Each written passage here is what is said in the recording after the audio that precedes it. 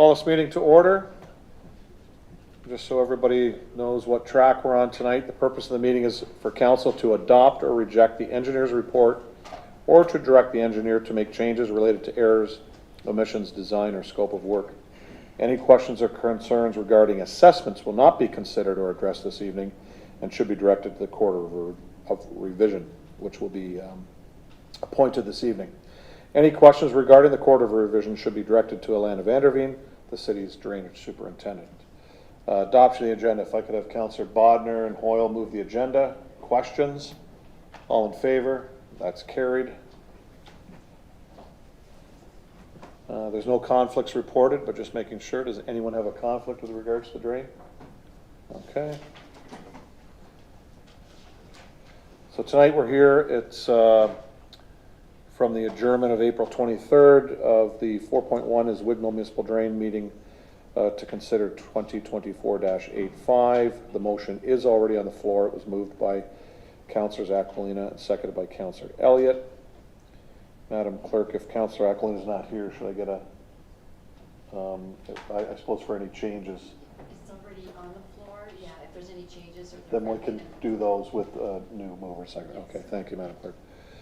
So just for those, the recommendation is the Public Works Department Report 2024-85 be received, and that the Mayor and Acting Clerk be directed to execute a bylaw to provisionally adopt the Wignall Municipal Drains Engineers Report dated February 9th, 2024, prepared by Paul Marsh, PEng of EWA Engineering, Inc., under Sections 4 and 78, Chapter D.17 of the Drainage Act, RSO 1990. And the meeting to consider the agenda and that councillor, there will be 3 councillors chosen for those that want to put their hand up when we get there, and then there'll be a 4th one as appointed as an alternate. Okay, just so we know where we're going here.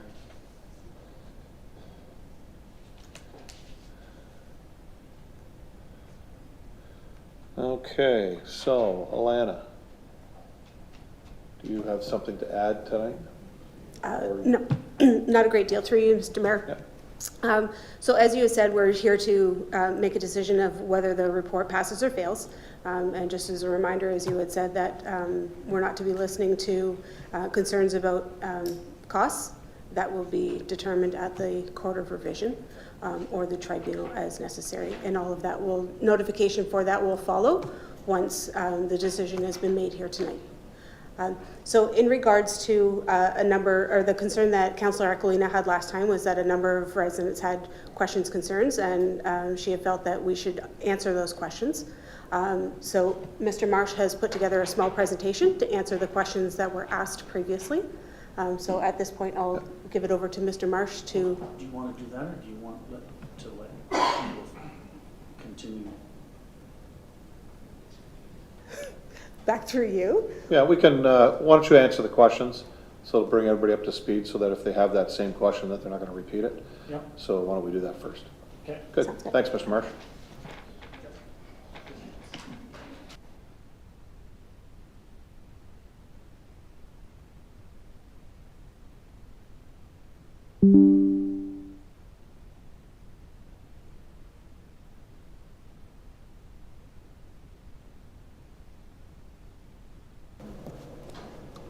Through you, Mr. Mayor, Council, and the public, I'll just go through a couple of these slides and then probably pause at the right point for a continuation.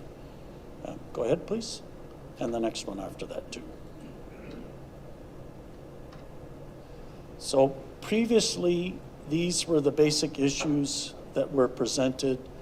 Alicia Arnold from 503 Snyder Road asked questions about the dollars for the assessed work that was a prior request of the previous owner, and she expressed that it was not fair.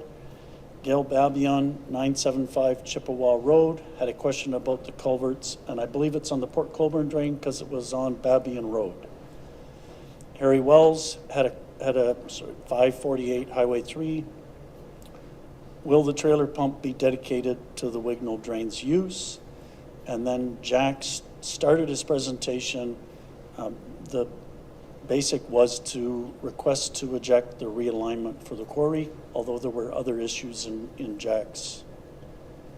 And go ahead. These were all of Jack's issues here that were raised in the email. And I'll leave that for Jack to go through if he wishes. Go ahead.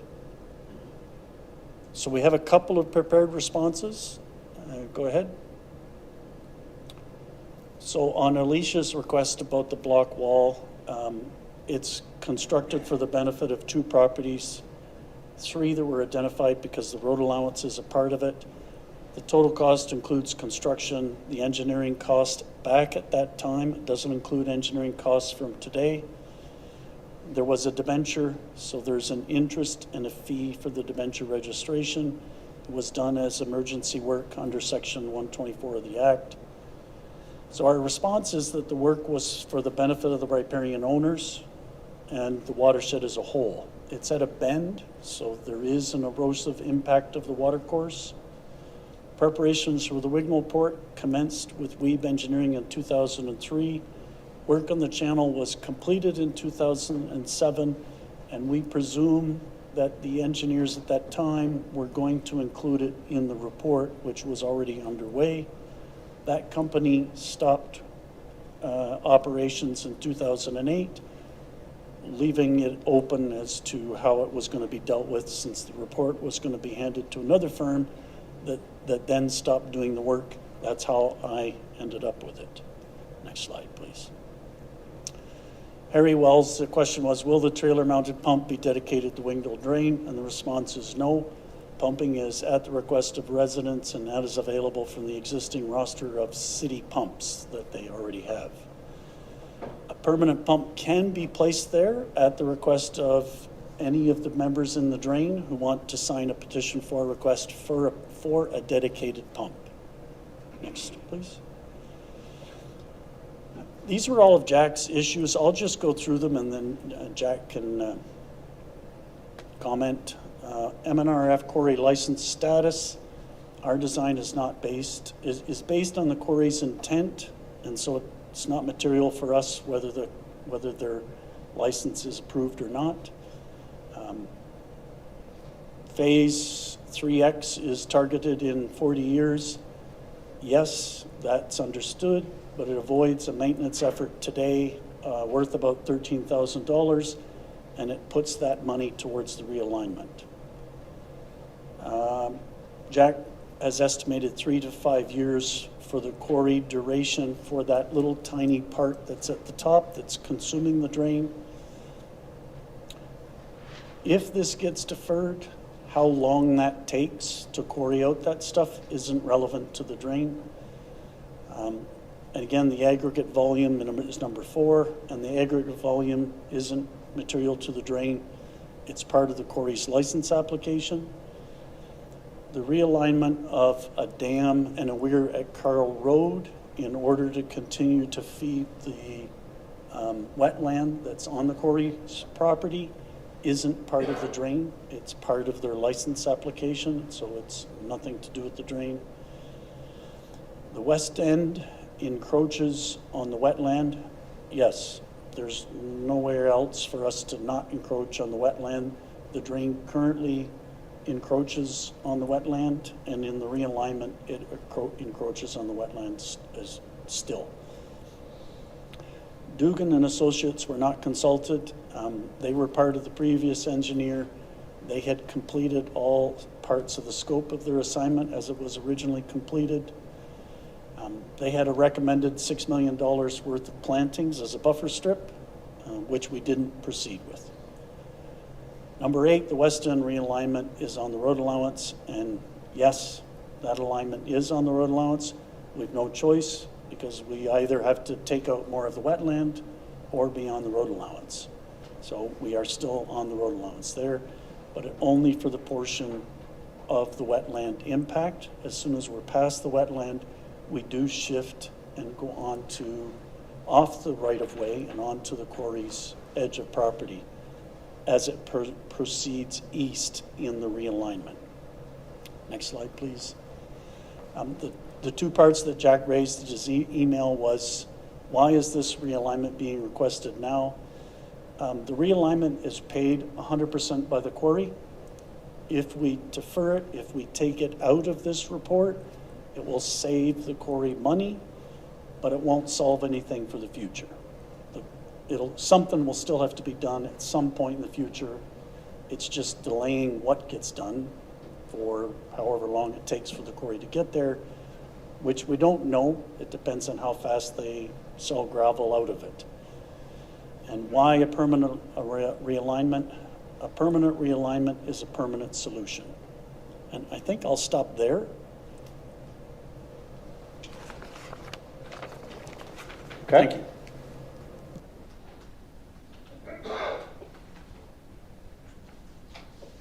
With regards to what Mr. March has supplied so far, any questions to that?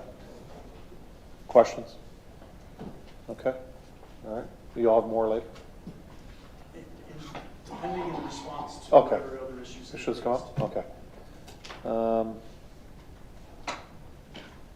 I don't have the list because I can't get into my computer of who spoke last time and where we're at with this because I was not here. So is there, do you have the list? Good, appreciate that. For some reason my login isn't working tonight. That's on the slide of the four. Those are the four that spoke. Oh, okay, so Alicia, Gail, Harry, and Jack. Okay. So I'll come back to them since they did speak earlier, and this is was an adjournment. So for those that haven't spoken, is there anybody else that would like to speak this evening? Yep, come on up. State your name and address. Brian. No, we'll wait till you get up to the mic.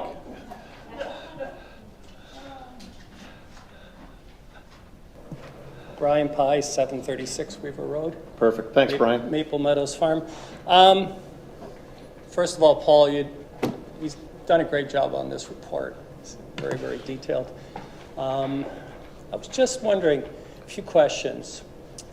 When it comes to the taxing of this and us paying for it, does it get spread out over 10 years, 20 years, 5 years? How does that happen? And what discretion do you guys have on this? Because some of us get I have a lot of property that's on a couple of drains.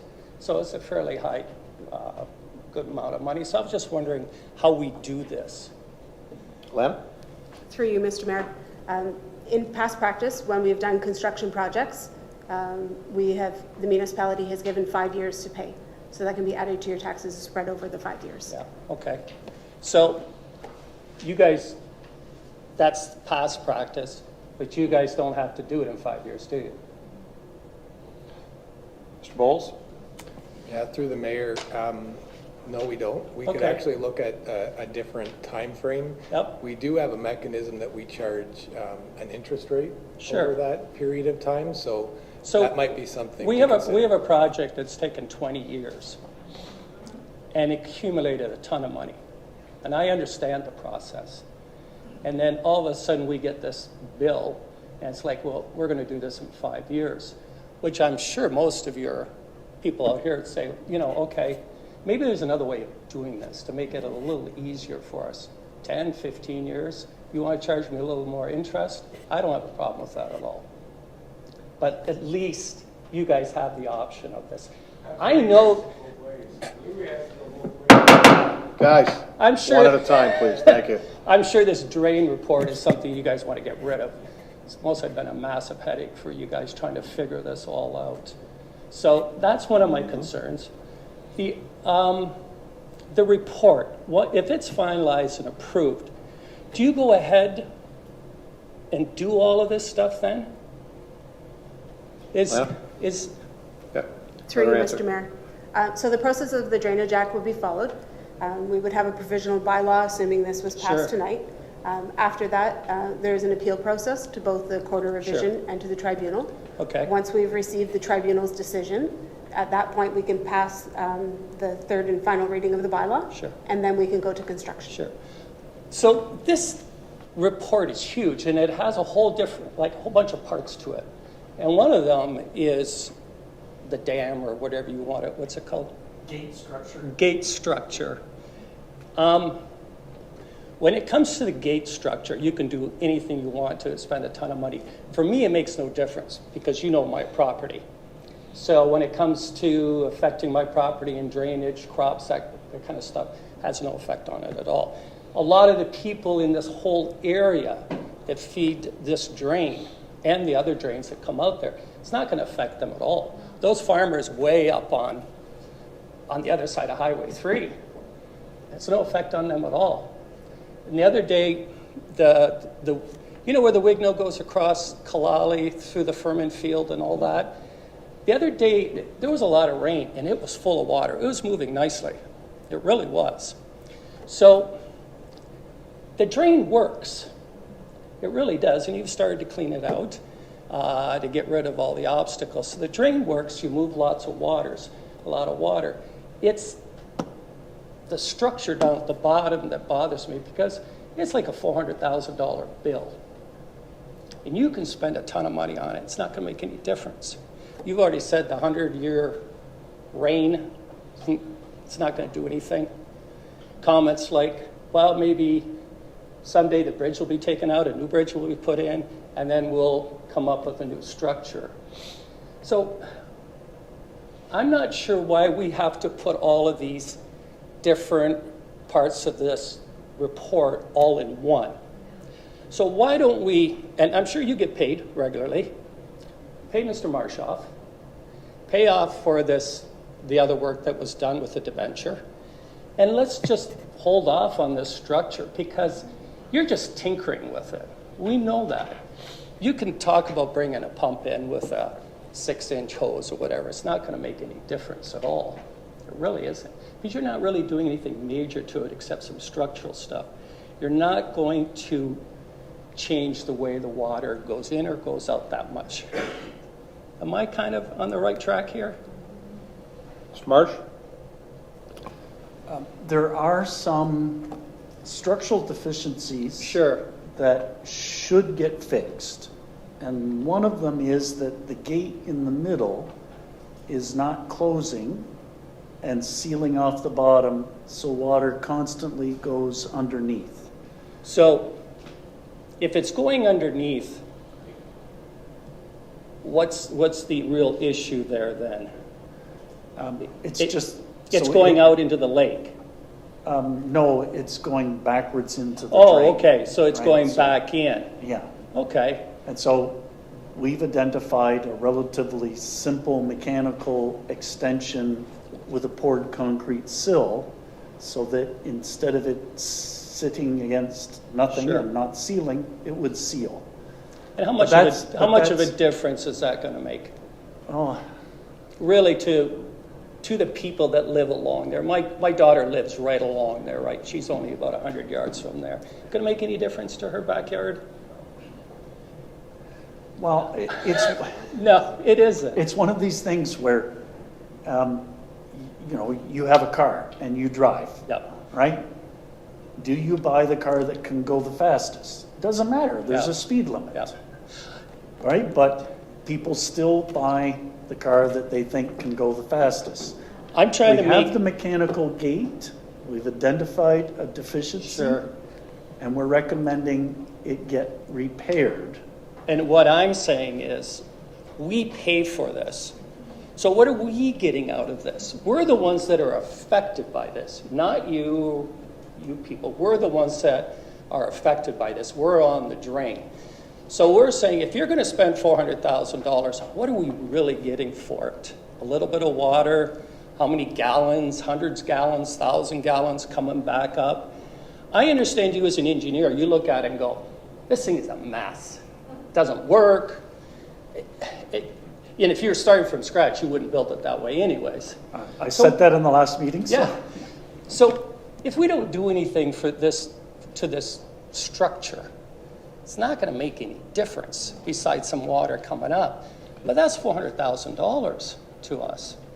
And so what I'm trying to make it so that there's a little bit of give and take here. We'll pay for this. But let's do this and let's take that structure out of this and say, listen, that's for another time. Let's just prove the the work that was done 20 years ago, which I don't understand why that wasn't taken care of tax-wise then. My sister-in-law and brother-in-law lived on that corner, and they stayed for 10 years and then left, never had to pay for it. They benefited from it. So I personally, I don't understand why we wait 20 years to send this bill out to these people, and the people who benefited from the past. And you have nothing to do with that. That's the town. But that doesn't make any sense to me either. So, and I don't understand why we waited for the whole Wigno drain report to be done to actually start charging people. We could have charged people along the way and said, hey, this happened in 2004. It was $250,000. You guys are going to have to pay for it. But then we hear about this 20 years later. And I'm sure you understand, it doesn't make sense. It doesn't make sense to us to get this, $1.5 million bill all of a sudden. And so what I'm saying is, you have the option of spreading this out, even if you add tax to it. Help us out on this, do 10, 15 years.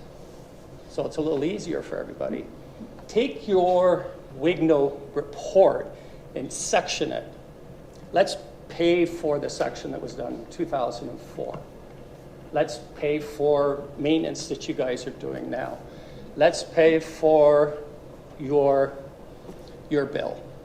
And then leave it at that, because that structure is not going to make any difference to us. It's going to drive us crazy to go and see this thing being fixed, knowing that it's not going to really make any difference.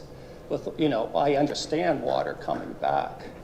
So you have the option of taking that part out or doing this thing in sections, or just don't do anything to it at all. Someday, maybe the federal government, the region, will pay for a new gate there and a new bridge. Because I don't think, who would have paid for that structure originally? It was as part of Alana's work to identify that there were originally 5 farmers that, the gate. The gate itself. 5 farmers paid for the pump. The No, gate but goes the gate back to before that, and I Yeah, don't so know how it was wasn't the assessed. landowners that paid for this gate originally. That would have come out of, Oh, no, it would have been landowners. they would have paid for the whole structure? Yes. Okay. Well, I'm hoping that someday down the road, maybe we'll have some money coming from some level of government that can put a new structure in for us. But it doesn't make sense for us financially to see this thing tinkered with. I understand they're asking you to fix it, right? Make this thing structurally sound. And we're saying, well, yeah, but it's going to cost a lot of money, and money that really doesn't have to be spent. So I think that's pretty well it. Thanks, Brian. Okay, you're welcome.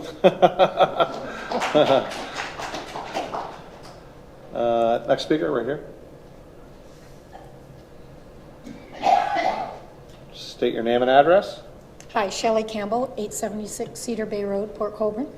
My only question is, following up what he just said, what's the worst case scenario if that gate isn't fixed? Like, is it going to break in a year? Is it going to last another 10 years with it just not closing all the way? Because I agree, if it doesn't need to be done, do it later. Do it in stages like everything else is done. Mr. Marsh? Thank you for your question. So the gate was put in the early 70s, and its purpose is when the lake blows up, it comes up, when I first started, there was a different engineer working, and he lived here his whole life, and he said it can go up 11 feet. Right. And the purpose of the gate is to stop that 11 feet of water over the course of 8 to 12 hours from running backwards and filling up the Wignall drain to the Friendship Trail 2 kilometers away, because there's almost no grade in the bottom of the drain all the way to the Friendship Trail. Right. I understand And that, but so the gate's a very key function during storms to prevent that water from occupying space that otherwise gets used by the land that runs off north of the Friendship Trail and wants to run water out to the lake. And so in our report, we're choosing to close as soon as we detect a problem with the lake pushing backwards, and saving the space for when the rainstorm runs water down, that as soon as the lake goes back down again, it opens, and it's the most efficient use that we can have for the gate. Right now, a person has to run a button to choose open and close. And so it works, but if they're late by 2 hours, then we have 2 hours of the drain running backwards. And so the worst case thing is that there's no drain, a storm blows up and it fills the entire Wignall drain with water from the storm and goes over the banks, and then a major storm comes down from above and it has nowhere else to go, and you will get the 100-year flood profile that we showed last time, which is a significant amount of area.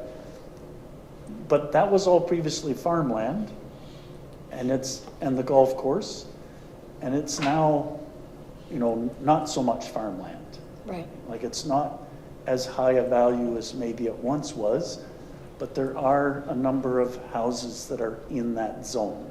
But the amount that it's not going down and closing off, even if you had the 100-year storm, is it going to bust it by all this water No, coming in? That amount that's squeezing under, Yeah.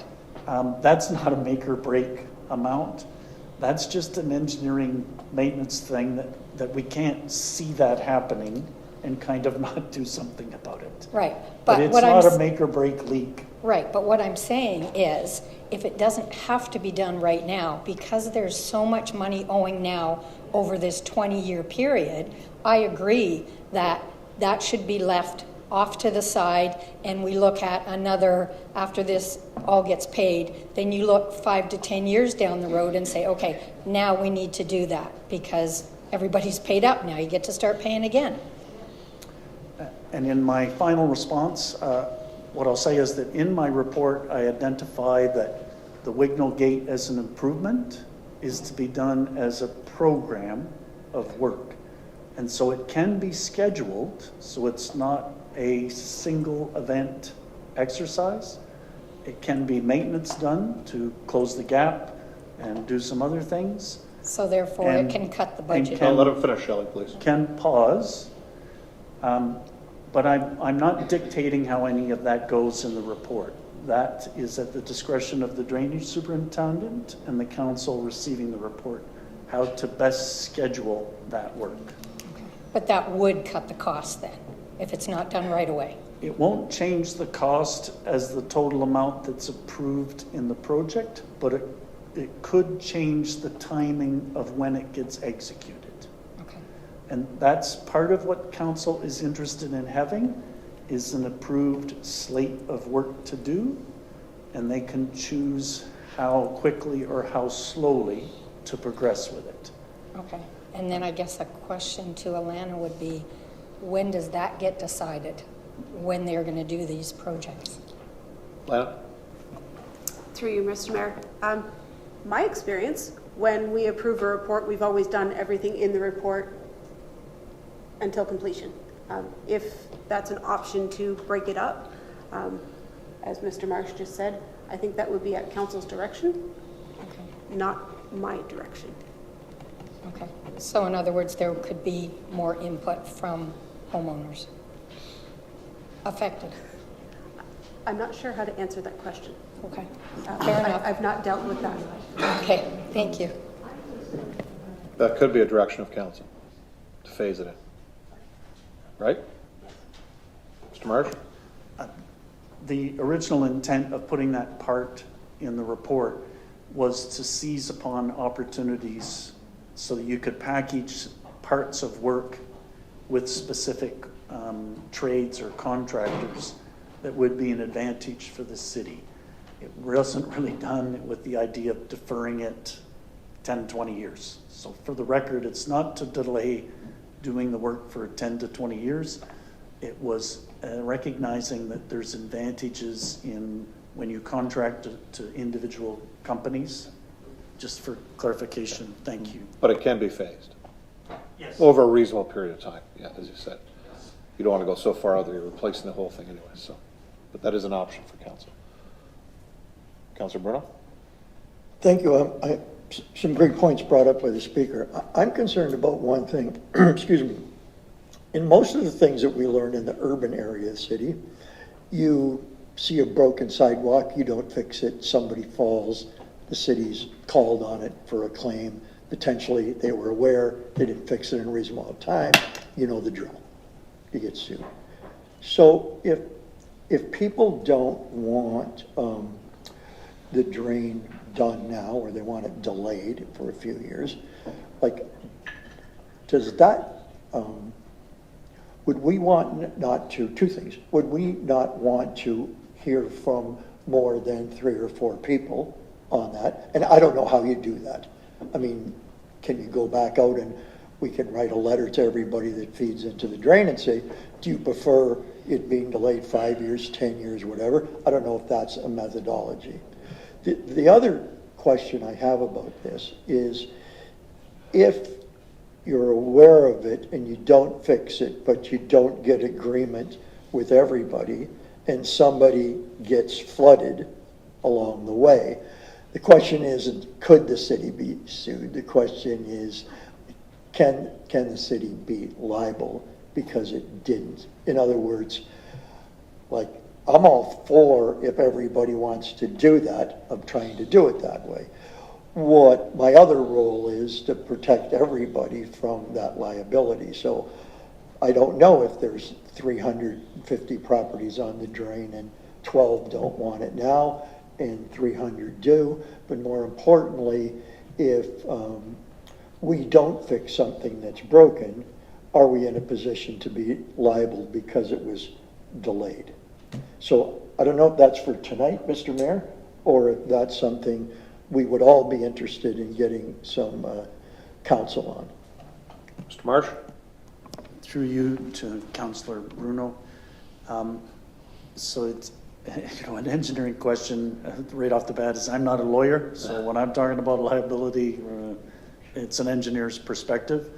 And that is that the liability stems from a lack of action on council's part where they know or could have known that a deficiency existed. And so it's that cause-effect relationship where the person pursuing the case would have to show that the lack of maintenance on the city's part caused the damage, right? And so within the report, if you don't do the recommended things, or you take 40 years to do the maintenance, yes, there is an exposure of liability, and your neighbor in Fort Erie has been sued because they weren't doing the proper maintenance. So it does happen, and and your best defense against that is what Alana is doing, which is bringing the reports up to date, doing the maintenance on a scheduled, targeted basis, and following up is the best course that the city can undertake. Go ahead. I guess I'd like to have all the facts, and we certainly have members of the public here. We have the understanding that it can be done.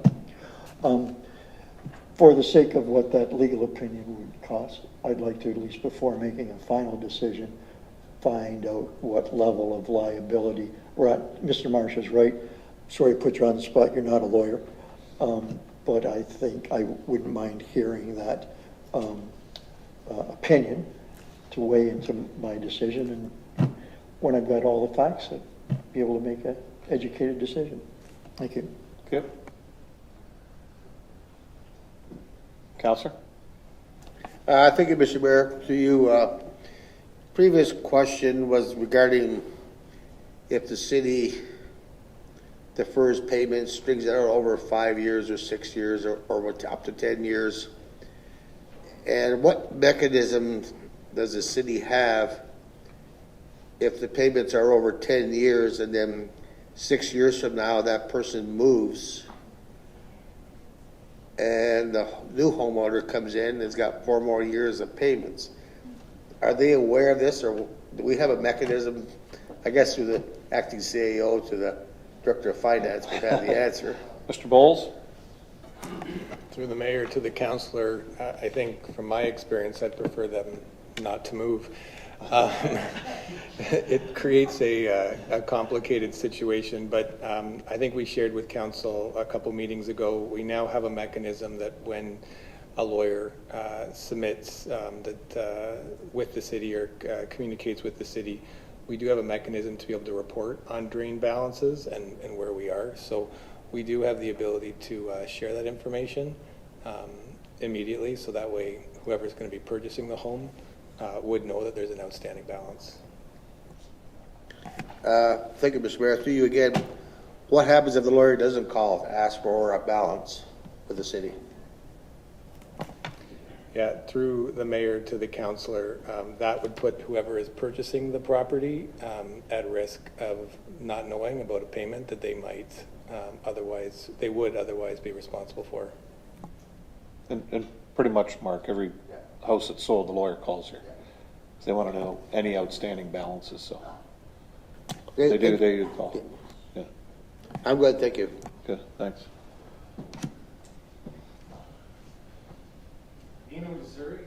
Oh, wait till you're at the mic, please. Thanks. I shouldn't be. Oh, press the red button. There you go. There we go. Thanks. Nino Desiri, 1374 Cloudley Street East. My question pertains what's just come about. I recently purchased a house. It's a lot of hidden problems, but that's not no one's issue here. Impact has raised my taxes. I'm getting very discouraged, etc., with the house, and my plans are to fix it up and move and sell within the next year. Now I'm going to get this extra bill on there. I'm just going to be able to sell this house just flat even, and I'm going to have this problem with the taxes, extra taxes with this project that's going on. My question is it possible to opt out? Like, in regards to the flooding and that, it's an act of nature. This is an old system that's been in place for years and years and years. The city didn't put it up to yesterday, and so I don't think there's going to be an accountability. It's in there. The part I have 240 feet of this ditch, and we had extensive rain in the spring, and it worked. It flowed. There's going to be no difference at all, except I'm going to be owing this money, and I'm going to have difficulty selling the property with this additional taxes. And the question is it possible to opt out, like refuse? I don't know what my legal standings are. Like, I don't know if I'm the only person in the whole drainage system that's at my state right now, but that's my situation. And I appreciate your time. Thank you. You have a comment, Mr. Marsh, at all, or Alana? Part of it's to the Court of Revision, I think. Yes. He'll have to go to. So. It's for you, Mr. Mayor. So, no, municipal drains, it's basically a user pay system, to put it in the easiest format that it can be in. Because your water is going there and you are using the drain, you are paying for it. Through this report, it's based on area. So unfortunately, the larger size of property that you own, the larger your amount would be. There is, through the Court of Revision, if you wanted to put an appeal in that way, you would have that option. Right. Okay. All right. Thank you very much for your time. Thank you. Questions? Any further questions? Yeah, just a second, just for new people. Yeah, thanks. Okay, so I can go back to our list before. There is an order here, so I'll go back to the 4 people that spoke before, and I'll ask you if you want to speak again. Alicia Arnold, anything new to add, Alicia? Yeah, got to come up. Thanks. And just again, state your name and address, please. Yeah. It's already on. It's on, yeah. Alicia Arnold, 503 Snyder Road. There are just a few more things I want to note. The last time that we were here, when the engineer spoke, he did mention that the wall that was put in along my property on 503 Snyder Road was done to redirect the water flow to properly go into the lake. Where in the report, all that it ever states is that it was a request of the homeowner. So I would like that to be stated somewhere, that it wasn't just put there at the request of the homeowner, it was also for the realignment of the actual drain itself. The other thing I just want to note, I didn't receive a letter about today's meeting. I got it because I was on the website and I've been in constant communication with Alana, so we knew about it now at the last meeting, but I didn't get one in the mail. So I don't know how many people may not have got a letter about this meeting that are affected by this. And that's basically my two things I wanted to add to it, but Great. thanks. Thanks. Gail Babin? Oh, sorry, Mr. Marsh, go ahead. Just a technical point of information is that it's the wall is not realigning the drain, it's maintaining the alignment it already has. So like the whole purpose of the wall is to keep it from bending more than what it is and keeping it in its original path. And so realignment's not quite the correct term. Okay, thank you. Gail?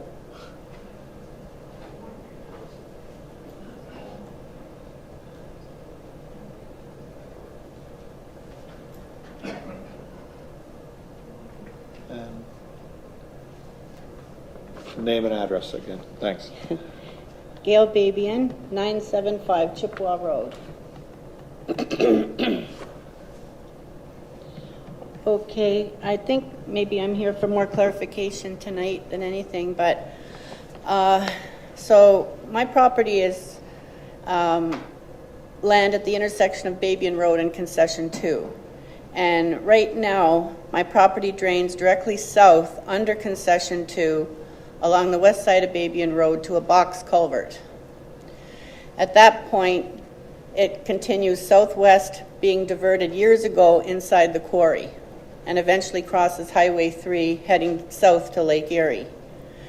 The east side of Babian Road, north of Concession 2, was deepened in 2008 by the city to correct a drainage error that was affecting the neighbor who built a home there, and blocked off any flow to the east along Concession 2 at the intersection of Babian Road.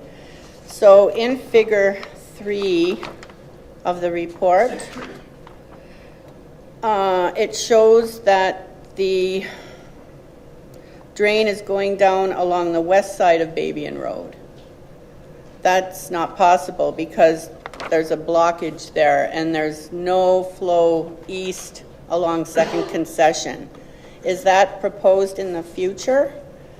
Is that because my property falls definitely within the Port Colborne drain, and that's been finalized and everything else. I just don't understand. I asked that question and the drainage superintendent told me that it's because of the confluence of the Port Colborne drain at Snyder Road and the Friendship Trail. I don't understand what that means. Mr. Marsh? So the Port Colborne drain is the drain that's proposed to run down Babian. Have I got that? Not And it correct. does, So but it does on the west side, not the east side. the request by the city was to construct it on the east side all the way up to Second Concession, because it does exactly as you say on the west side, leak into the quarry. Yes, they And had so it diverted it that way. That's a previous drain report that's already gone through. Which, the Port Colborne drain, you mean? The Port Yeah, I Colborne, know that. Yes. And so I can't address that here. It's a separate drain report and a separate thing. And the confluence is that drain does cross the Friendship Trail, and then it uses the Wignall drain as its outlet. Way down at the lake, or from there south? Just at the Friendship Trail. Okay, There's twin culverts, and then there's a culvert that the Port Colborne drain crosses and then connects in on a right angle. I can show you on a map how it looks and how it works. Okay, But the Port Colborne drain depends on the rest of the Wignall drain for its water to get out to the lake. okay, And so you have the beneficial arrangement of being in a drain that's in a drain. okay. So are they going to make a culvert under Second Concession Road to hook up to the east side of Babian Road then? Yes, that's part of the report. And is how come to- no water goes down Second Concession east to Carl? How come that's blocked off? I'm not sure what you mean by, there's a split there between what's in the Port Colborne drain and what's in the Wignall drain. Well, the ditch on the east side of Babian Road that comes down to the Second Concession goes under Babian and under Second Concession on the west side. Doesn't go on the east side. It's blocked. And they did that back in 2008. So there's no water going down Second Concession whatsoever. It stops at Babian and goes south. Yes, the report is meant to fix that.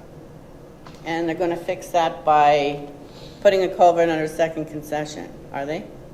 Yes, switching so that the water progresses east across Carl Road and then south on the east side. And I've got to remember See, this. that's but not they were what I gonna- understand from that Port Colborne drain report. I thought they were going to make a culvert under Second Concession on the east side of Babian Road, and the flow would be changed from the west side to the east side. That it's the culverts crossing on the west side and, Go ahead. well, May I show the photo? Yeah, Or Yeah. drawing? yeah.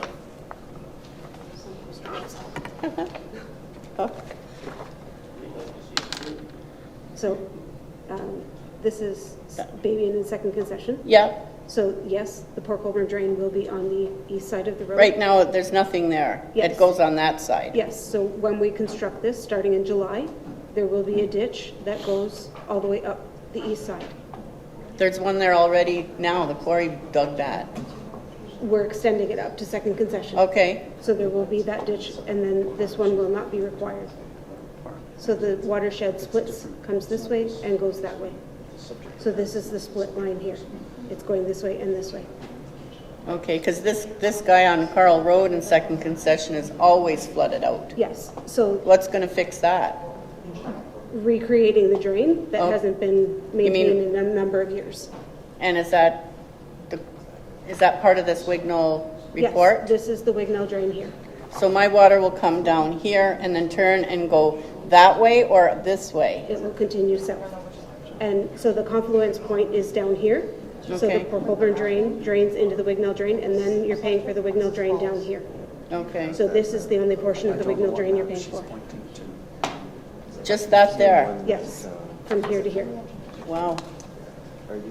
This portion you don't pay for, because your water doesn't drain that way. Your No, water drains this way. and that's why I was kind of opposing the fact that I was paying for both, because, you know, you can see all my water goes in the Port Colborne drain, not the Wignall. Yes. So you start to pay for the Wignell at this point here where the Port Colborne goes in. So from here down is what you're paying for. And I'm paying a lot. Clear left part of it. That answers, I think that answers the question. I also would like to state that the city has been negligent in keeping Babian Road ditches cleaned out from all the garbage that people throw in there, and that impedes the flow of water, especially at the culvert under the quarry's truck crossing. Because I go down there all the time and I see the garbage and everything else that's dumped in there, and it's actually blocking the culvert right off. The water can't go any further. Mr. Acting CAO, can you call Public Works tomorrow and have them go look at that area, please? Thank Great. you. Thanks, Gail. Harry Wells.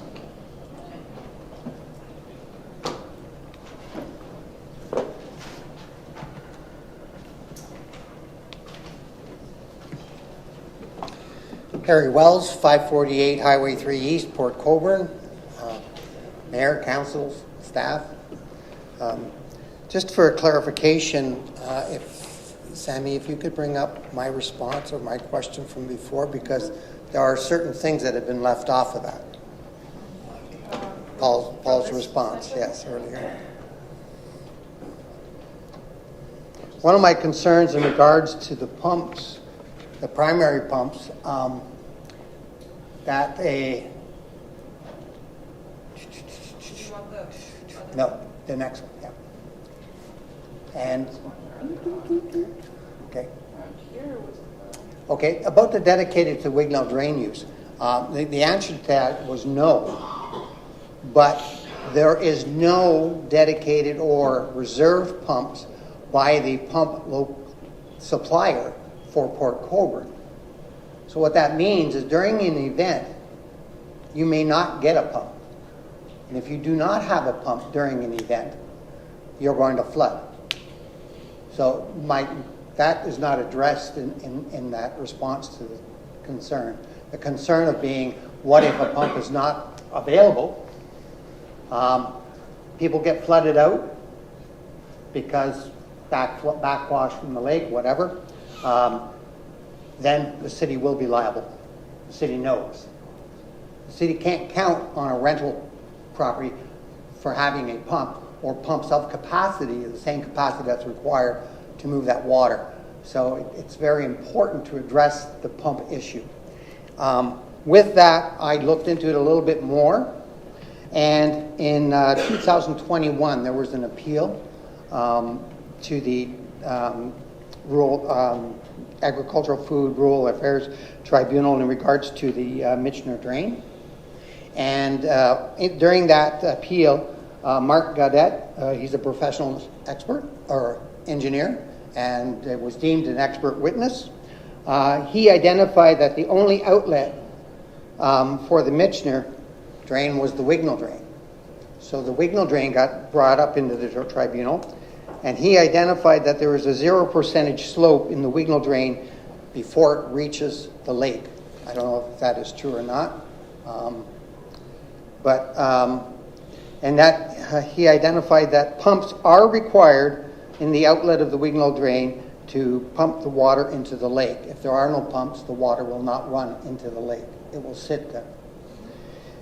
Without the pumps, there will be a backwater effect causing flooding in the area of the lower end of the Wignell drain.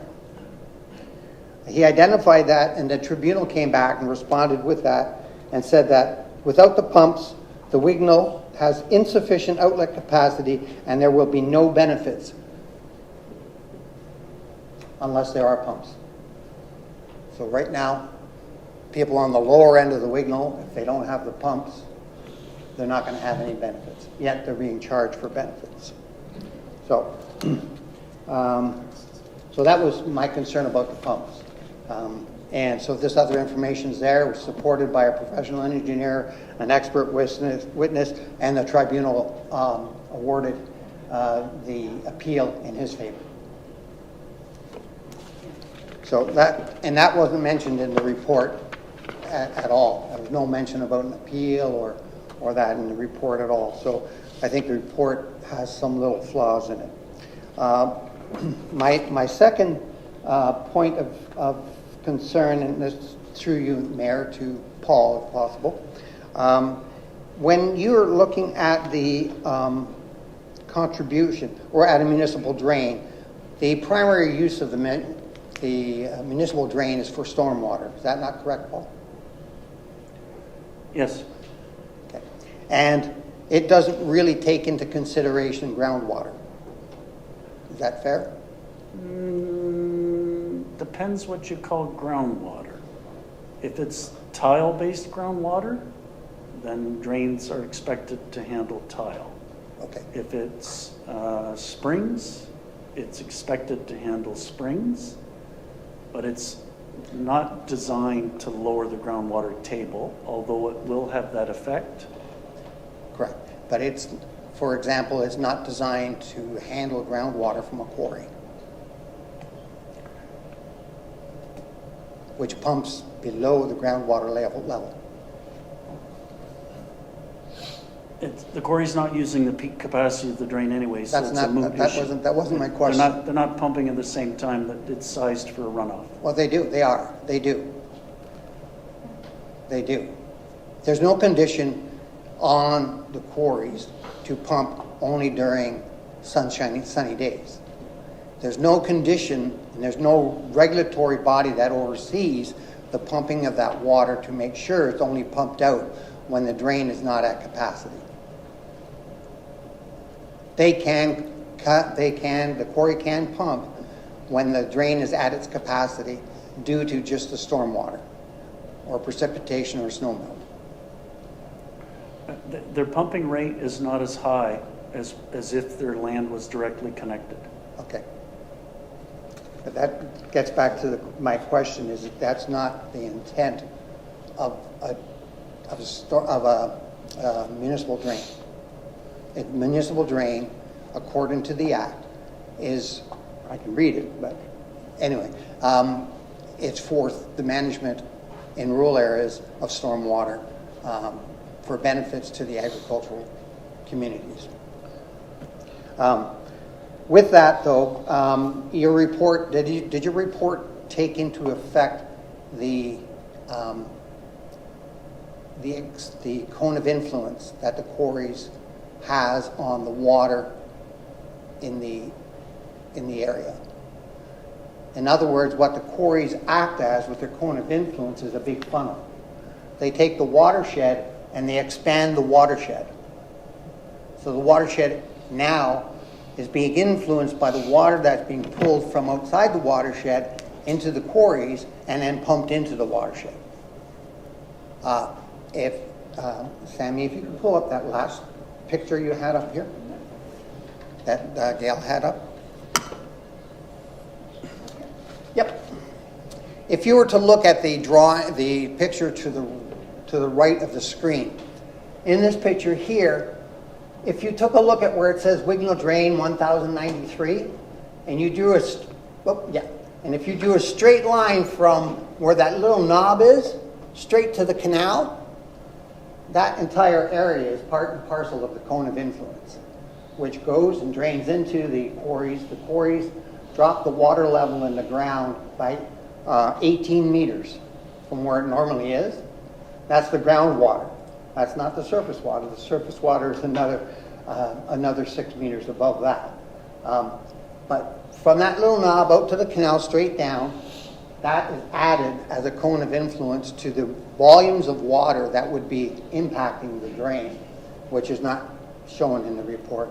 So that was some of my concern that I have for the report, that there are a few things I think are missing in it, that Mr. Bruno, you addressed it pretty good with the liabilities.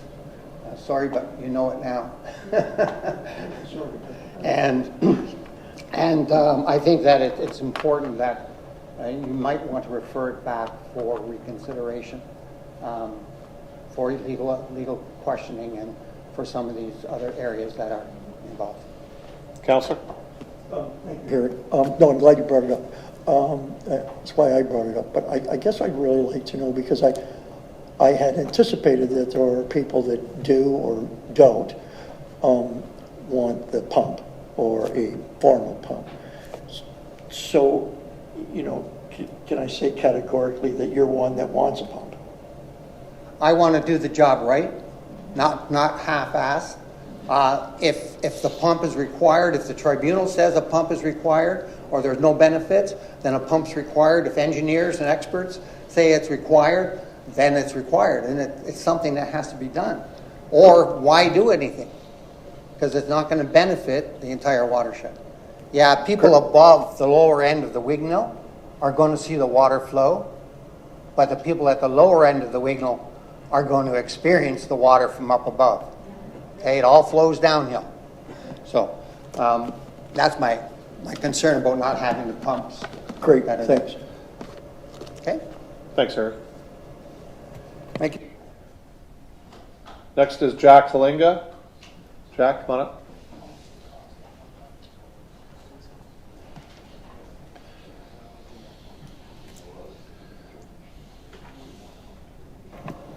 Jack Hellinga, 770 Highway 3, Port Colborne, of course. Humberston Township. Could you bring up the 8 items in Mr. Marsh's responses? And I believe you, all council was presented with the entire list that I prepared. And I'll go through each of these along with, if you can go to the responses that Mr. Marsh provided. Quarry license status, as I said, the license has not been granted, so this is for a realignment for a potential license and not an existing license. So to do it before the license is granted, it just puts the cart before the horse. The phase 3 is not projected to be required for 40 years. It's the very last phase of the entire development.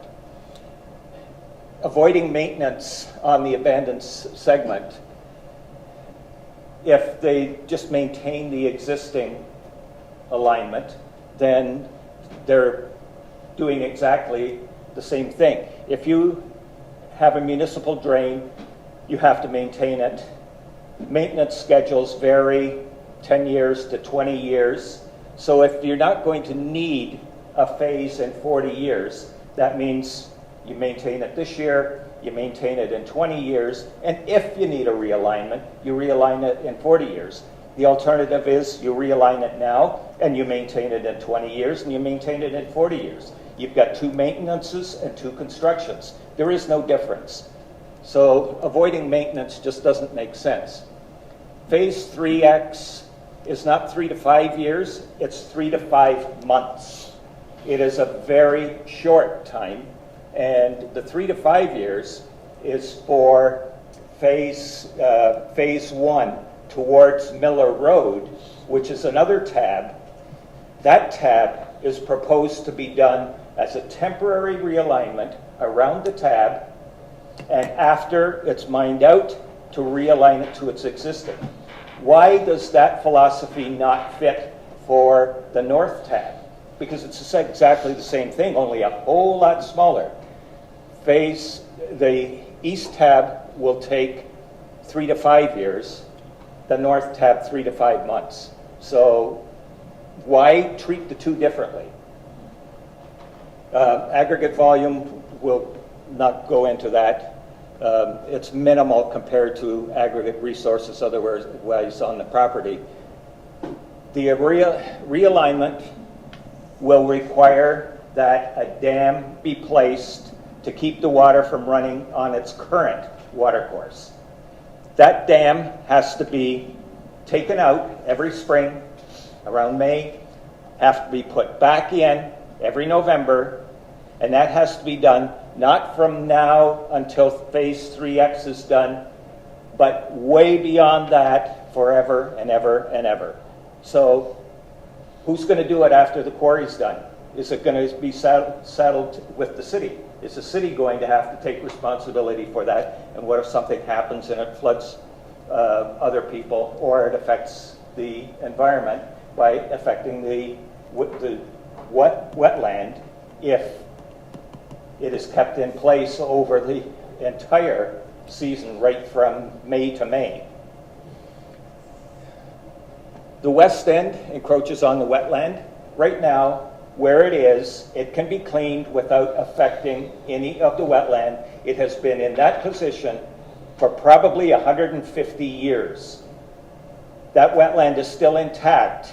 So if it is taken out and modified, it has the potential to impact the wetland, especially given the amount of monitoring required for the water levels and the amount of level of mitigation that is required with putting in a dam, putting in the Hickenbottom weir, and removing the dam every summer. Dugan and Associates, for this realignment, it wasn't just Dugan and Associates that weren't consulted.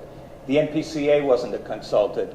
The Ministry of Natural Resources, who were consulted for the quarry's expansion along the south of the wetland, the MNRF required that they maintain a 30-meter buffer between the drip line of the woodlands and the 30 meters from the wetland. And here, the proposal is to take out part of an existing wetland, whereas that's not required for just cleaning out what's there right now, because what's there right now is along the old Carl Road allowance. And the west end realignment on the road, yes, it does require a realignment on the road allowance. When the Port Colborne drain was being realigned along Babian Road, I specifically asked, was that being done for safety reasons? It was being taken off the road allowance so that it was safer, that it didn't cause risk to traffic that might hit the shoulder and go in the ditch.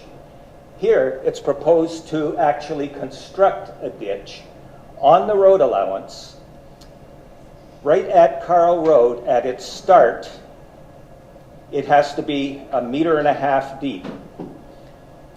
And as you travel east, that ditch has to go down. So it has to be deeper than 1.5 meters. So you're proposing to actually construct a ditch more than 1.5 meters ditch deep right along a road allowance, right along a paved road, heavily trafficked, not very wide.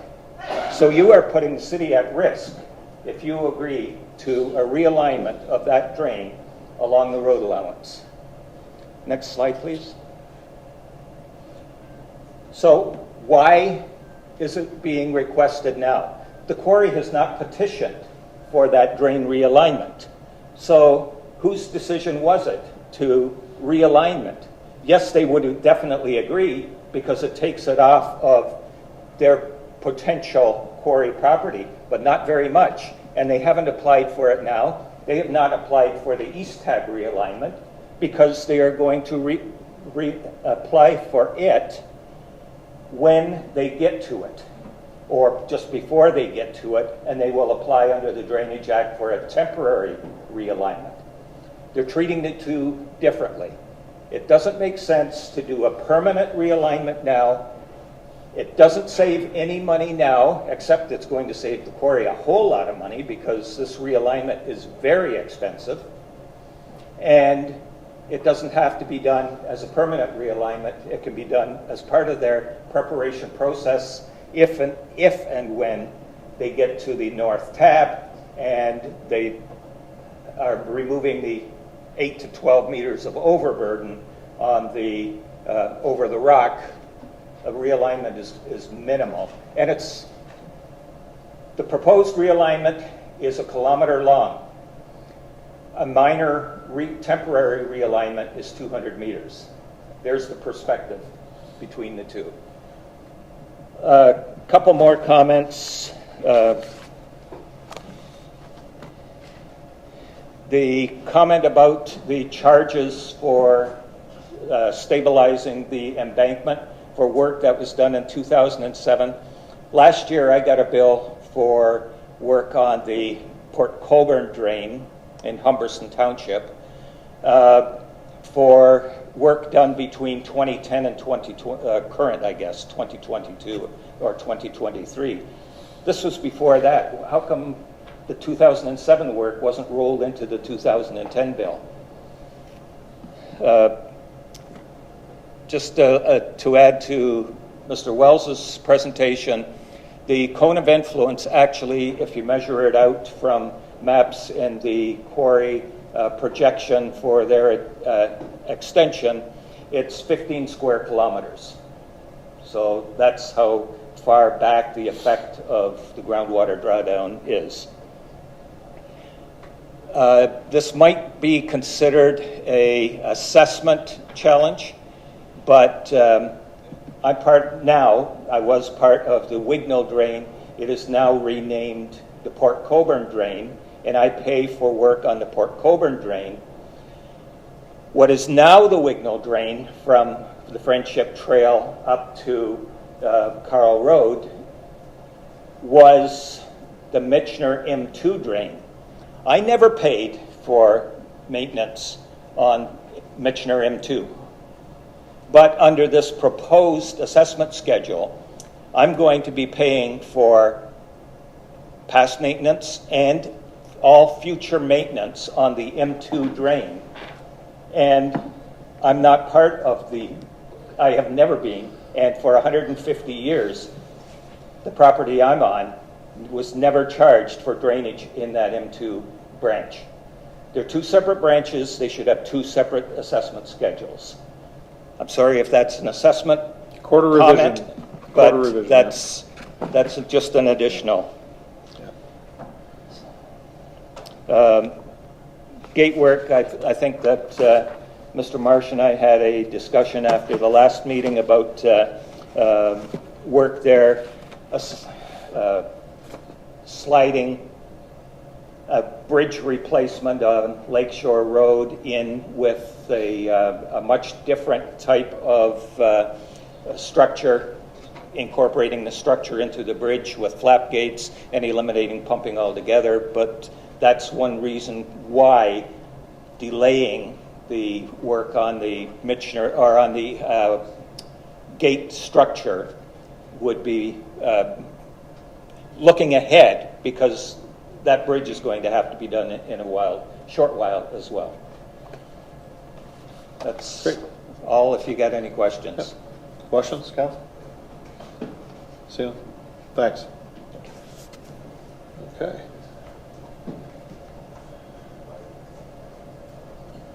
That's it for speakers, I guess. Oh, sorry. Lou, come on up. Yeah.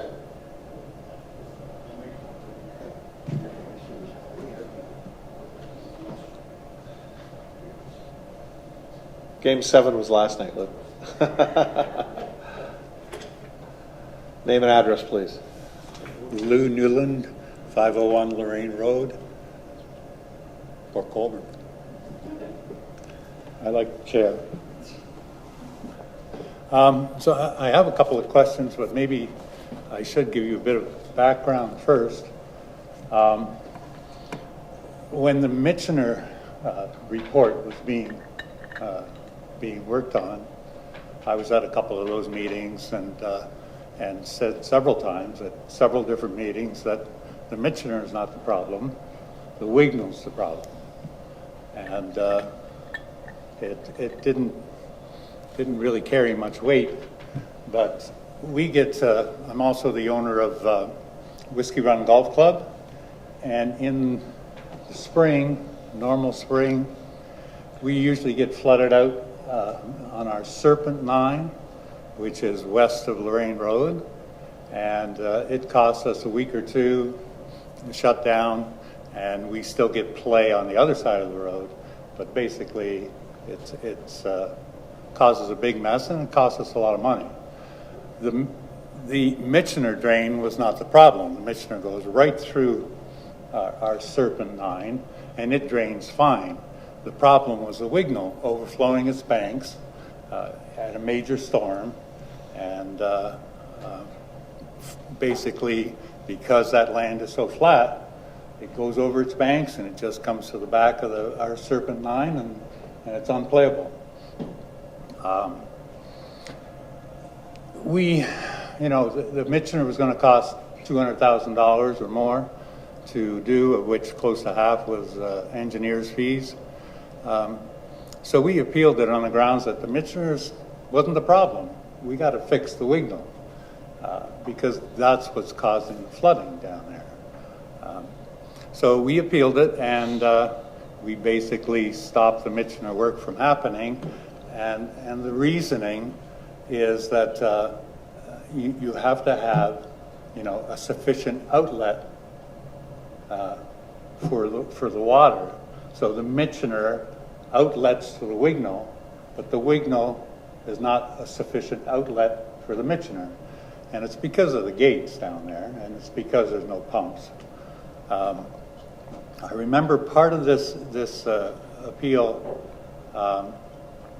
We had witnesses. We had John Zutt, a former farmer down there, Dave Bankert, who owns the Spiteri farm now, who said the Michener really, it drains fine.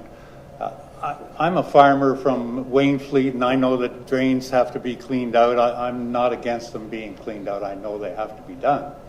But it came down to this point of there has to be a sufficient outlet. During that appeal, it was brought up that Alana, I think, had mentioned to Dave Bankert, who also farms the Van Crawlingham property on Lorraine Road, he wanted to have the roadside ditch cleaned out there. That would help drain that property that he farms, that he rents from Van Crawlingham. And Alana said, well, we can't do that because the Michener needs to be cleaned out first. We have to have a sufficient outlet, a proper outlet for that water from the roadside ditch. And the argument at the appeal was, why do the work on the Michener when we don't have a sufficient outlet at the Wignall? The farmers, the John Zutt that was a witness at that hearing, at the tribunal hearing, he mentioned how they had pumps there years ago when they farmed all that property. And I don't know the history behind who paid for the pumps or whatever, but one thing that they would do as farmers, if they knew a storm was coming and they knew that the lake might have a surge, they would pump out that Wignall drain so that there was room when they closed the gates, stopped the water from the lake coming back, and then we have all this rain and it's coming down the drain and would normally flood that land. But the farmers would pump the water out of the drain before the storm. And then there was, enough room in that Wignall drain is huge. It's, 25 yards across, I think, for, a good kilometer and a half or so. Holds all kinds of water. And that would prevent everything from flooding down there. I mean, there's a few houses now along Lakeshore that's close to the gates. That one is our superintendent, Cam McNeil. His mother owns the house. When there's flooding down there, that water comes right up to their back door, right to their back door. And my son and Brian's daughter live next door to them, and when there's flooding, it comes more than halfway up their back lawn, basically making their backyard, unusable. I just think, I guess I should ask a question. It wasn't really, when we had the meeting last month, we're not really doing a whole lot of work to this. We're spending $400,000, but I don't see the point of spending any of that because it's not fixing the problem. We have to have a sufficient outlet there, which maybe, what do we got, 2 gates that go down now? I think the engineer mentioned that there should be another gate there to really allow that water to escape once you can open them. Otherwise, it's not going fast enough, and things are still going to flood. Or we spend some money. At Weaver Road, we have a city tractor sitting there, and it's ready to go when there's a chance of a flood. We turn that tractor on and it pumps the water out. That's the next drain on the list, right? That has to be, that report is that the Beaver Dams drain, am I right? So the Beaver Dams. There's a tractor sitting there. I don't know why we can't have a big diesel tractor sitting at the Wignall to solve this problem, because it's going to get appealed again, and one of the appeals is going to be it's not a sufficient outlet. I mean, we're spending $400,000, but we're not solving the problem. It's not doing anything. The other comment I had, the other question I had, I guess, is the Michener report. I'm just wondering whether we have to accept that as it is, or is it still possible to appeal that? Because listening to some of the realignment questions from Jack there, there's a realignment on the Michener which doesn't make any sense to me at all. We're going to be putting in a ditch, and a roadside ditch that's going to have to be very deep along Lakeshore Road at the corner of Lakeshore and Lorraine. The proposal is to take this ditch south on Lorraine Road, go under Lakeshore Road, go west on Lakeshore Road, and it has to be deep because it has to be, 4 or 5 or 6 feet higher than, and somebody mentioned water doesn't run uphill, it has to go downhill. So it has to be a deep ditch. It runs west along Lakeshore, then it's going to go back under Lakeshore and go north to, a couple of 100 yards, and then go west again to the Michener, and then go south to the lake to the Wignall outlet. It's costing the city a lot of money because a lot of it is on city property. It makes absolutely no sense to me. Absolutely no sense. It's a huge cost factor on the Michener, and I just want to know whether we can still appeal that Michener report. I don't know if anybody can answer that.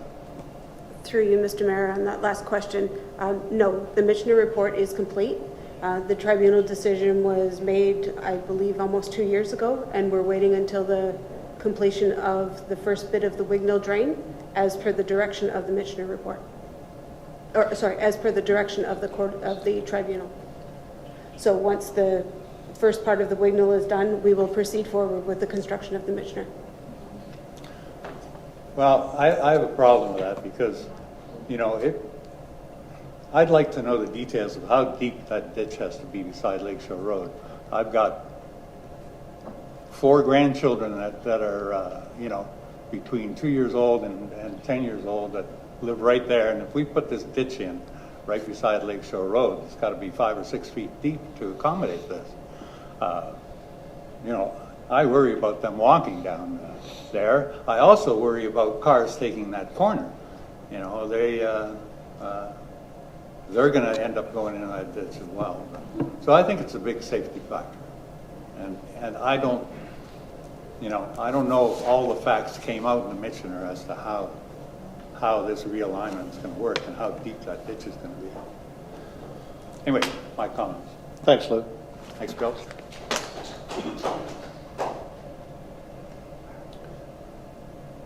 Okay. Over to you. Anything to add? No, I have nothing further to Nothing add. to say. Okay. Questions then?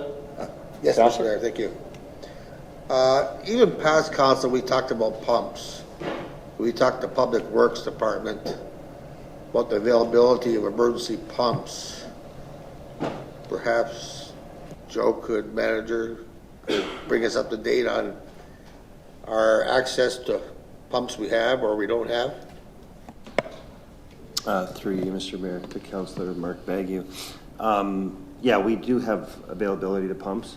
I would imagine that in severe rainstorm events, there would be some areas of concern, and we would disperse them accordingly. We could rent other ones. We could purchase one and leave it there. It would cost the people who are paying for that. So I don't know if that answers your question. Councillor? How many pumps on trailers do we have that are capable of taking care of business, so to speak? Through you, Mr. Mayor, there are 3 pumps available right now. I would be lying if I said I knew what the capacities were and whether or not it could keep up with an event. And I'm not 100% sure of the hydraulic analysis of the drain and how much that impact would have. So you could put a pump there. We would have to do a hydraulic analysis to see how much water we would want to pump and if that pump was appropriate size. Through you, Mr. Mayor, I just recollected we used to have 1 pump, and then I remember sitting here on budget meetings and the Public Works wanted to buy 2 more pumps on trailers, and I think we have them by the sounds of it. So yes, I'm quite confident we have pumps available in emergency. So, okay, Mr. Mayor, thanks. Thank you. Councilor Bruno? Only because Frank and I in Ward 3 have played who gets the pump first for too long in Ward 3. So we had one at the end of Neff Street for a new problem. It wasn't, it went there. And Bartok, which as soon as we say that name, we all know where that is. So that pump goes there. Those are two brand new pumps that were bought. They basically had there before the storm, because now we're talking liquid sewage in people's basements. And so I would encourage us not to be too reliant. I mean, generally speaking, when it rains in Port Colborne, it doesn't just rain at the north end. It rains all over the place, and all these problems happen at once. I was just wondering when I heard the first gentleman speaking at the back, and he talked about elongating that payment. I mean, sometimes when in the urban areas, when you have a problem and the problem grows bigger, you fix the problem by, yes, borrowing more money, but B, getting a longer debenture. And you pay for it, but you fix it right the first time. And so I'm just really wondering if, you know, the issue of the narrowness of that hole there, the drain not closing, whether it should be 3 gates, whether it should have a permanently installed pump that's remote, is really front and center to you guys. I've just, through all my time here, found that doing the right thing the first time often saves a lot of headaches down the road. So I don't know if anybody out there has an appetite of either not raising your rate but getting more done by extending the loan period to a greater period. And does that not do like a debenture where you can get a lot more done up front, get it done once for all, and then your issue is maintenance, and you can move on to the next one, because, you know, as much as there's a tractor there, you know what happens in the storm, the morning, the day the tractor doesn't work, right, is the day when you needed it both. And I agree, in the old days, everybody would get together and pump it out ahead of time. But I've always thought that, you know, the only drain that I've been familiar with all my life is Eagle Marsh, and they close it, and when it wasn't automated, it was a problem. When it finally got automated and fixed, it's now not a problem to a great degree. And from my view, I thought that the gate and everything was there to stop the uprush more than anything. And I do agree that, you know, it's those people on the back side of the wall that if the gate's shut and you don't have a pump, then your side's packing up. And it isn't bad at the Friendship Trail, but it's probably really bad if you live down where Alicia lives. And so you're really just playing a Ponzi game with who's going to get hit. And I'm sure the people that don't have much of a chance of getting hit are saying, why pay $400,000? The water's never going to get to me. Well, if you're going to be a community and on that watershed, I think you've got to equal this out, and that's the reason for how drainage is allocated. I'm just wondering if we can't go back to address some of these problems as it pertains to the gate and a pump, find out what that would be, and can we do a schedule that, what if this was all done over 10 years rather than 5 years? What if it was done over 15 years, what it was? And maybe we've come back with a reasonable annual number that's relatively fixed for 5 years on interest rates, and the thing's getting paid down, acted, if it can act like a debenture, and get out from under spending more money on engineer reports and appeals, and get the damn thing done. That's right. And so I don't know if we could relook at these numbers, a complete solution at that pump, add that to the price, and give us a couple options on payments. Mr. March, can you answer that question, please? Yes, through you, Mayor, to the council and the public. In our report, we spent quite a bit of time looking at the pumping question. And the partial issue is the original gates were 3 openings, and the pump built in the 70s occupies the westernmost opening number 3. And that really wasn't such a great idea, because now we just have 2 other openings that allow the water to go to the lake. Once the water's through the gates, there is adequate capacity to the lake. We did a specific survey and assessed that, and the capacity's there. It has sufficient outlet. But the gates are a restriction. The MPCA identified it at the time that they did their flood study. And what I would recommend is what we've done in another drain, and in the Drainage Act, it's called a pre-feasibility, a preliminary report. And the preliminary report looks at an estimated cost of a specific scope, like putting pumps back, and identifies all of the people that would pay for that. And they say don't do an assessment schedule, but you tell people basically what their share would be on a per area basis. And then they all have the opportunity to sign a petition request supporting the preliminary report. And that means they're willing to pay what it's shown their assessment would be in order to fix the problem as you've described, or in a way that's shown to be cost effective. There's supposed to be a cost benefit that's shown as part of that preliminary report. And we identify that this is a pathway in this case, and in the interim, the temporary pumping is recommended so that there is pumping. Originally, there were 3 different types of pumps there, and the original pump had, we estimate, 320 liters per second capacity. Counselor? So if I could, if the pump's there, why are we going back out? Isn't it still affecting everybody, and there's a benefit? Sorry, what pump? So you're talking about like at the gates? The pump concrete wet well is there, but there's no pump. There hasn't been a pump since 2014, 2013. I guess what I'm trying to get to is the point of whether it's a gate, whether it's a pump and a gate, doesn't it benefit the whole watershed? Or are we going back out and like redoing all this stuff when we could just add that number to everybody's bill? And we don't know what we don't know. We don't know what that number is.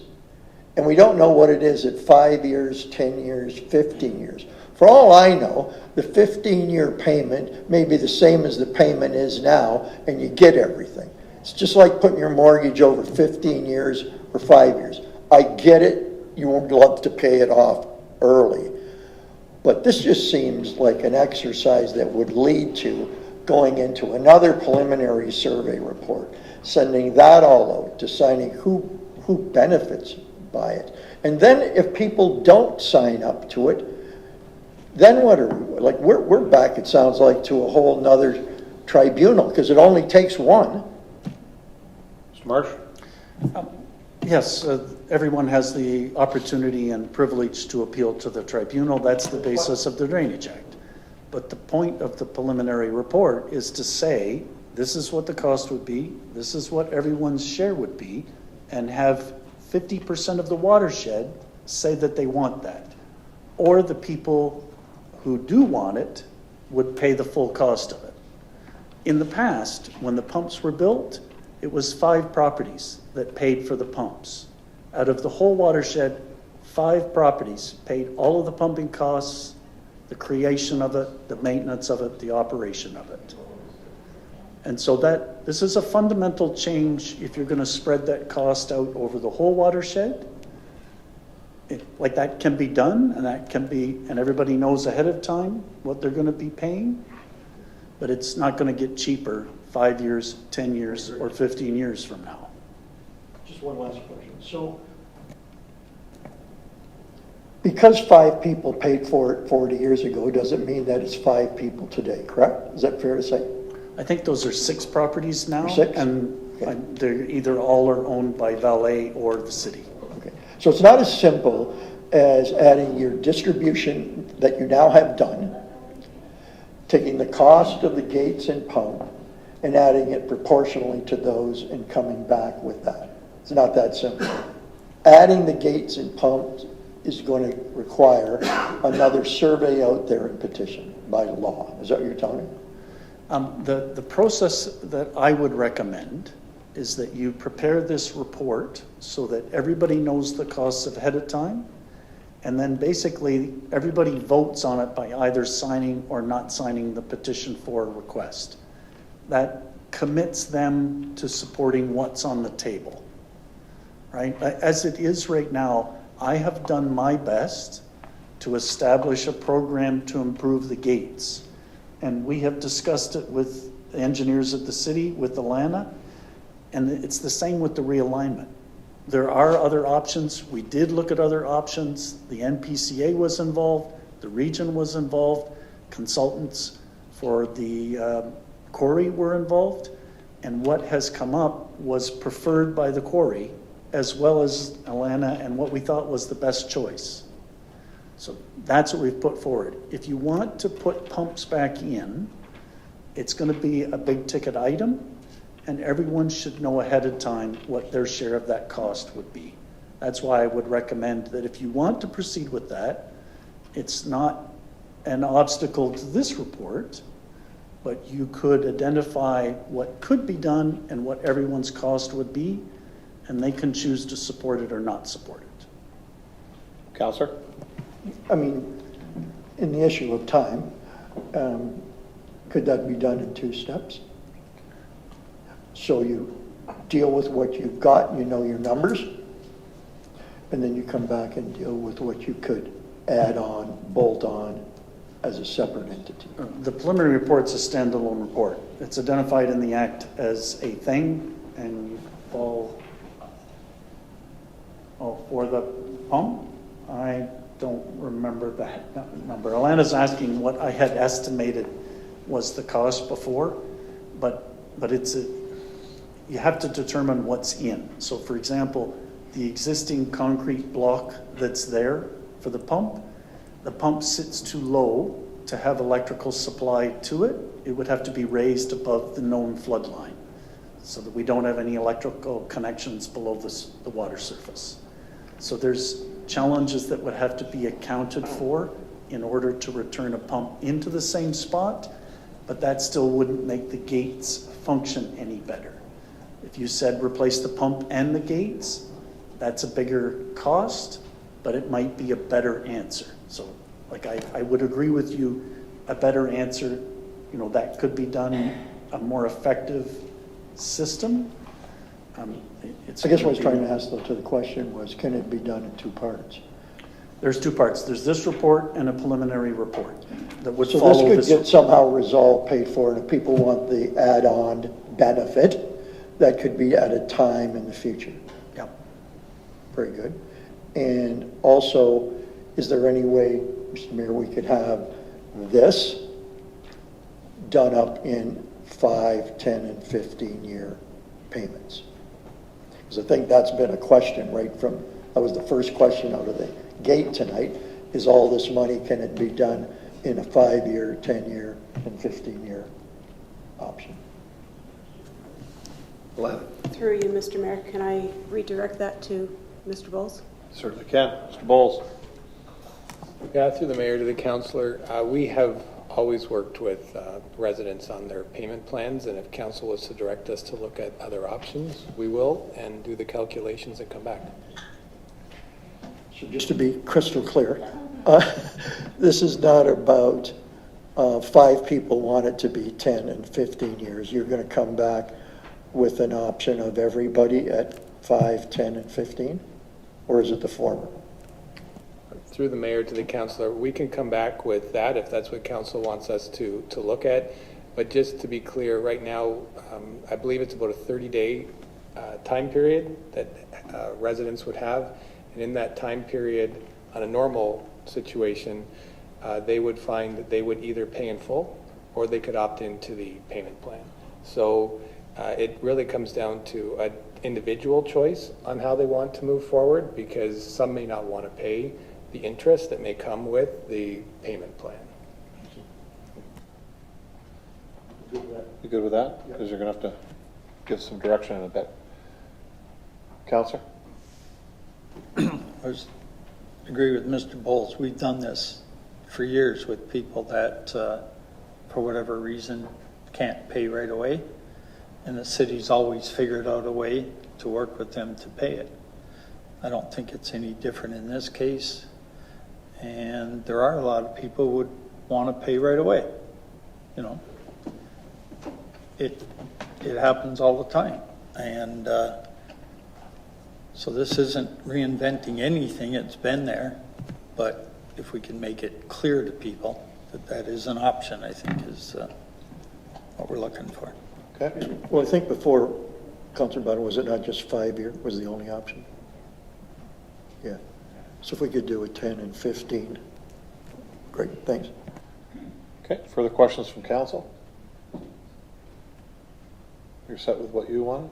Everything you're done? Okay. So, council, the motion's on the floor. So the first part is that Public Works Department Report 2024-85 be received. The second part is the first and second readings of the bylaw. And then the third part is the appointment of 3 councillors and an alternate. So the first and third one can be done this evening. What I've heard is that the reading of the first and second readings of the bylaw you'd want to defer based on the information you've asked this evening for Alana and Brian to come back to this committee so that then we can move forward with the readings of the bylaw. I'm getting that out of you guys. Is that fine? Okay. So what I'm going to do is I'm going to go to the first and third portions of this first. So if I could have Councillors Elliott and Hoyle move that the Public Works Department Report 2024-85 be received. Questions on that? All in favor? That's carried. Second is if I could have Councillors Ague and Bruno move that, and who wants to put their name forward for the Court of Revision? I need 3. So I've got Councillors Bodner.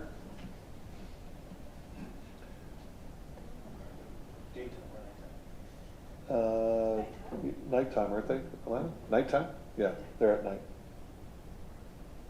I heard Councillor Elliott. Thank you, Councillor Elliott. Thank you. Council, one more? One more?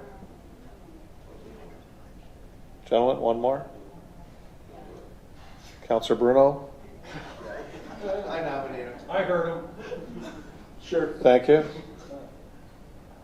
And I need 1 alternate. Councillor Bagu, could we be the alternate? Thank you. So Councillor Bagu and Councillor Bruno move that Councillors Bodner, Elliott, and Bruno be appointed to sit in the Court of Revision, and that Councillor Bagu be appointed as an alternate. Questions? All in favor? That's carried unanimously, Councillor Elliott. So now we have the first and second reading of the bylaw, Council. So I'll need a motion to defer, but within that motion, actually it's going to be a motion to refer, not defer, back to staff, just a sec. And then you're going to have to add the issues that you're talking to tonight, which basically your questions to Mr. Marsh with the gate and the pumping issue, having the acting CAO bring back something a little bit more concrete, a little bit further what Councillor Bodner spoke about, where we actually have time frames in this so that when people come they have an option. And I think based on what I'm seeing here, that was pretty much it from even what I heard from the public on this. Before I go to a mover and a seconder, Alana. My one question through you, Mr. Mayor. The options for billing, can that be sent in the mailing with the provisional bylaw? Sure. If it's passed tonight, then that information. Council wants to make a motion that we accept the 5, 10, and 15-year options. If that council decides that tonight, then that can be included. Do you actually need the dollar values, or you just want to give people options? It would. Is that fine with just options, Mr. Bowles, or do you want to work with money on this, with figures? Through Jeff, maybe, can I ask a question of our drain superintendent? So as of right now, I don't think we're at a position that we can actually give a full figure. Is that correct? Through you, Mr. Mayor, that is correct. At this point, these are just estimates. Right. So I think at best, I guess to yourself, when we send something out, we could give an example that if your dollar figure was going to be X, your payment would be Y under each scenario. So we'll just be, it won't be any specifics, it will just be an example. Okay, so if I could have a mover and a seconder to 5, 10, and 15 is fine, Mr. Bowles? You'll move? Councilor Bruning will second that? Oh, sorry, Alana? Through you, Mr. Mayor, just to confirm, are you intending to pass the report tonight as is, and then we would come back to council with a secondary report pending the pump? Or are you looking to not pass the report and have an answer? Well, in essence, we're not going to read the first and second readings of the bylaw, which actually moves it forward. That'll have to come back. It's going to have to come back. Okay. What I'm saying is if you want to move ahead with some of the information you want to send out to the landowners, then council's going to need to give some direction on payment periods, which we're only at 5 years, and council looks like they want to go up to, or want to move to 5, 10, and 15 years. As much as I enjoy doing the mailings, apparently some of them are not being received. So if I can minimize my mailings, that would be greatly appreciated. That's what we're trying to do. Excellent. Is that all right? Yes. Okay. All right. So 5, we'll offer the 5, 10, 15-year payments. Is that fine, council? Any questions on that? Just real quick. Yeah? Will we include a range, if you can even estimate, for interest rate? Mr. Bowles. Decision. Through the mayor, we can. And I would just like to point out, I guess the complexity was making this decision at the table right now is council may want to consider a floor to which, and we've traditionally had a floor, I think around $200 before you could do the deferral. And as you get to the 15-year, do we want to have a $200 deferral for 15 years? I guess that's just administratively for some taxpayers to have to deal with, and if they try to sell their house, etc. So perhaps some direction with respect to floors, or to even provide staff with some ability to set a reasonable floor or propose a reasonable floor. Yeah, I totally agree. Councillor.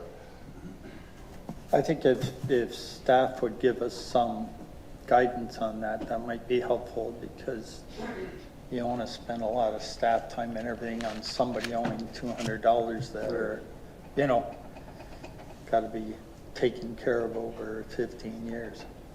No, Doesn't make sense. So each year should have, or each of the 3 should have a floor on it. Do you want to leave that to staff's discretion? You comfortable with that? I'm comfortable with it. You guys comfortable with that? Again, as Councillor Bonner said, we've always worked with our public here on these things, so. But at least there's some rules that are put in place to begin with, so that, as you said, somebody with a very low amount to try to get it as far as possible, so. Okay, all right, so that's fine, that will, Madam Clerk will give Finance Department to include it in the 5, 10, 15 at discretion of the floor amount. Okay? With the provisional bylaw, you won't be pushing that one over tonight. That's right, so that'll be referred back to you guys. Yes? Through you, Mr. Mayor, are we passing this tonight? Because I think through the explanation with Paul Marsh, we can do that assessment of the pump separate from this report. So this could go forward, and we would still simultaneously do that other preliminary report, if that makes sense. Counselor? I guess I was thinking that this would be a whole separate entity, that add-on. And I think it's great to get some behind-the-scenes estimates for if it becomes an item, just to have those in the hopper. In other words, some prices.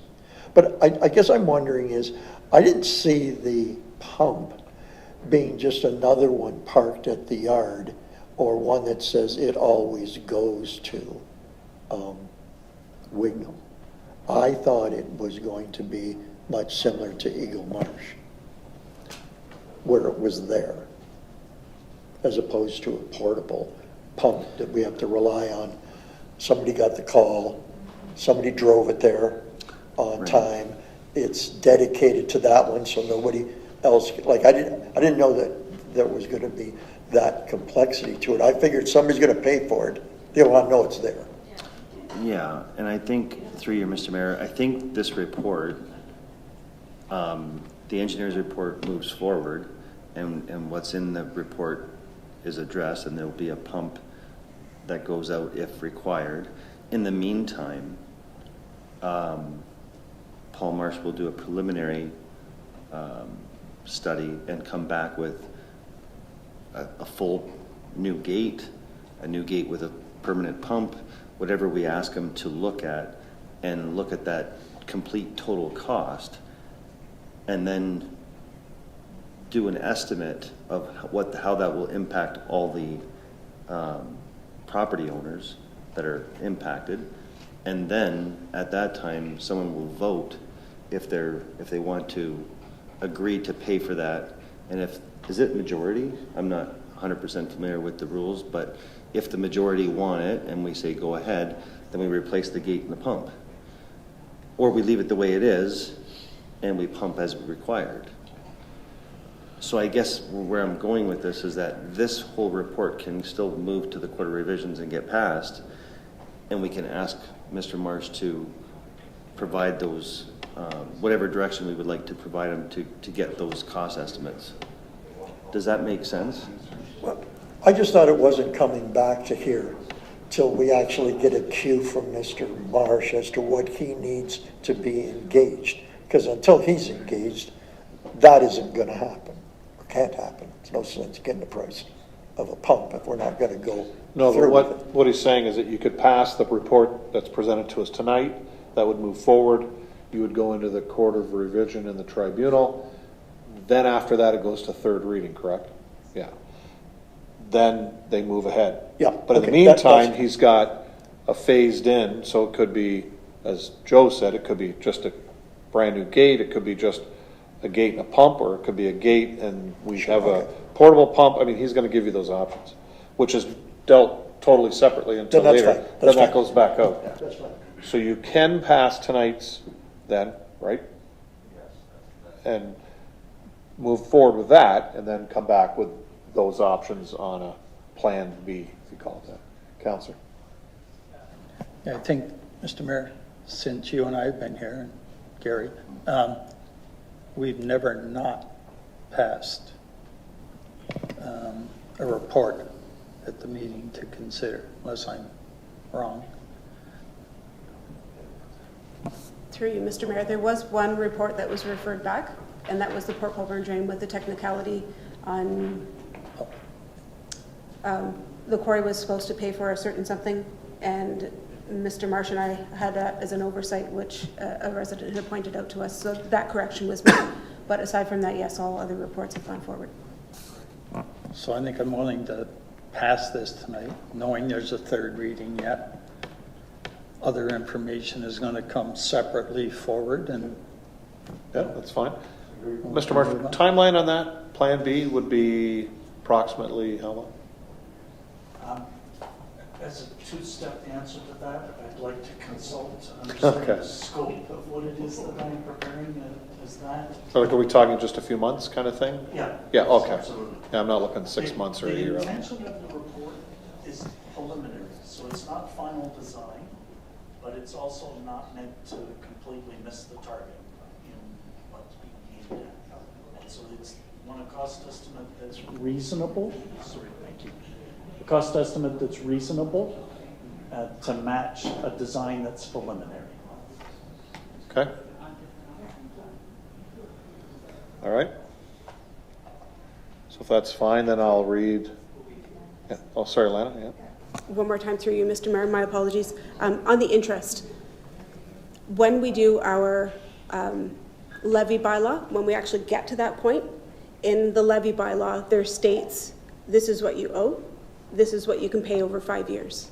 So if we're approving that you can do a 5, 10, 15-year option, can we just skip to the end with that? And when we do the levy bylaw, we will include the 5-year, 5, 10, 15-year payment option? So that way that notification doesn't have to be given separately. It will just happen at that time. It's fine. Yeah. Okay. Yeah. Is that fine? Yeah. Go ahead. I guess I was just wondering if the public would like to know the overarching view, like if it's $100 for every $100, right? It's X at 5 years, Y at 10, 15. It's going to be in your letter. Yeah. Mr. Bowles, you're fine with that? Thank you. Okay, so I'll need a mover and a seconder that the mayor and acting clerk be directed to execute a bylaw to provisionally adopt the Wignall Municipal Drain Engineers Report dated February 9, 2024, prepared by Paul Marsh, PNG of EWA Engineering, Inc., under Section 4 and 78, Chapter D, 17 of the Drainage Act, RSO 1990. Mover and a seconder. Councillor Elliott, Councillor Bodnar. Questions? All in favor? That's carried. All right. On to bylaws. Item 6.1, bylaw to provide for Section 78 and Section 4 Engineers Report for drainage works in the city of Port Colborne, known as the Wignall Municipal Drain. This is the provisional first and second reading. Councillor Beauregard and Baggio move that. Questions? All in favor? That's carried. Item 6.2 is a bylaw to adopt, ratify, and confirm the proceedings of the Council of the Corporation of the City of Port Colborne at its meeting to consider of May 21st, 2024. I could have Councillors Hoyle and Elliott move that. Questions? All in favor? That's carried. Ladies and gentlemen, thank you for attending. We are now adjourned.